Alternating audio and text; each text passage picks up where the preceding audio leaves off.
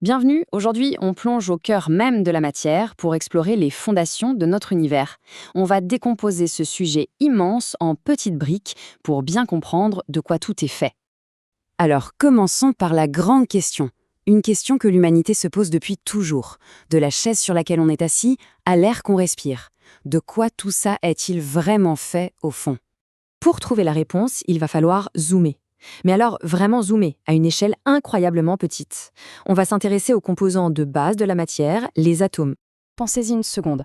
Absolument tout ce qu'on peut voir, tout ce qu'on peut toucher, est en fait un gigantesque assemblage de ces particules fondamentales. Mais attention, ces briques ne sont pas juste des petites billes pleines. Alors, qu'est-ce qu'il y a à l'intérieur d'un atome? C'est parti pour un petit voyage au cœur de la matière.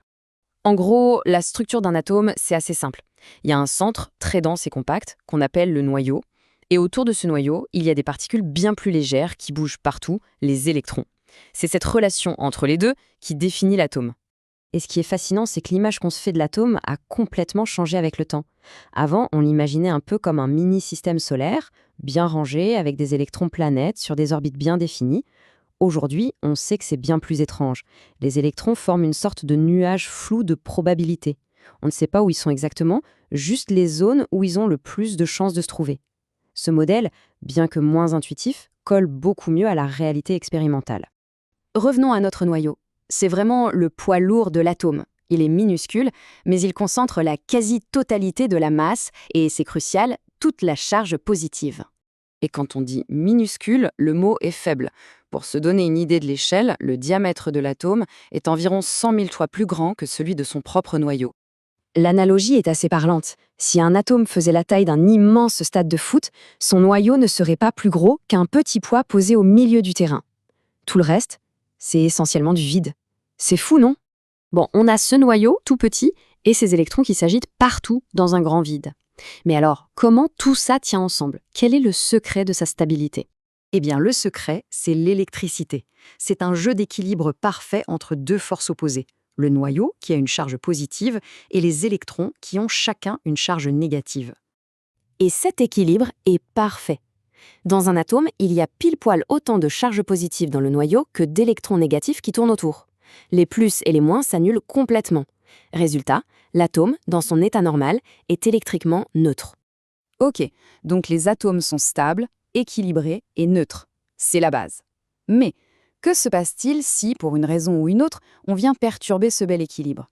C'est là que la chimie devient vraiment passionnante, parce que c'est justement quand cet équilibre est rompu que les choses se mettent à bouger, à réagir.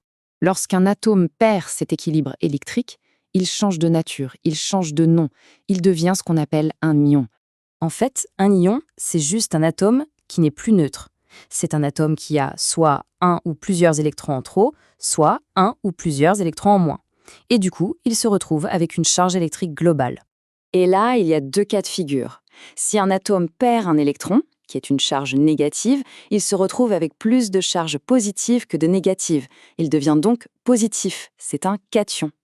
À l'inverse, s'il capture un électron supplémentaire, il aura un surplus de charge négative. Il devient négatif, c'est un anion. Pour représenter ces ions, les chimistes utilisent une notation très simple et très logique. On prend le symbole de l'atome et on indique en petit en haut à droite le nombre d'électrons perdus ou gagnés, avec un petit signe plus ou moins pour montrer le type de charge. Regardons deux exemples concrets pour que ce soit bien clair. L'atome d'oxygène, lui, a une forte tendance à vouloir récupérer deux électrons. Ils deviennent alors l'ion OE-. L'aluminium, c'est tout le contraire. Il préfère se débarrasser de 3 électrons. Il se transforme alors en ion Al+3. C'est cette tendance à vouloir gagner ou perdre des électrons qui est le moteur de plein de réactions chimiques. Une dernière petite chose à savoir. Parfois, c'est un seul atome qui devient un ion, comme le chlore ou le magnésium. On parle alors d'ions monoatomiques. Mais parfois, c'est tout un groupe d'atomes déjà liés entre eux qui gagnent ou perdent des électrons collectivement. Ça, c'est ce qu'on appelle un ion polyatomique. Ce qui nous amène à une dernière pensée. Si les atomes sont les briques de base, alors les ions sont les briques magiques. Ce sont des briques avec un super pouvoir, une charge électrique, et ce sont elles qui construisent une bonne partie de notre monde. Le sel de table, le fonctionnement de nos batteries, les signaux nerveux dans notre cerveau, tout ça, c'est une histoire d'ions.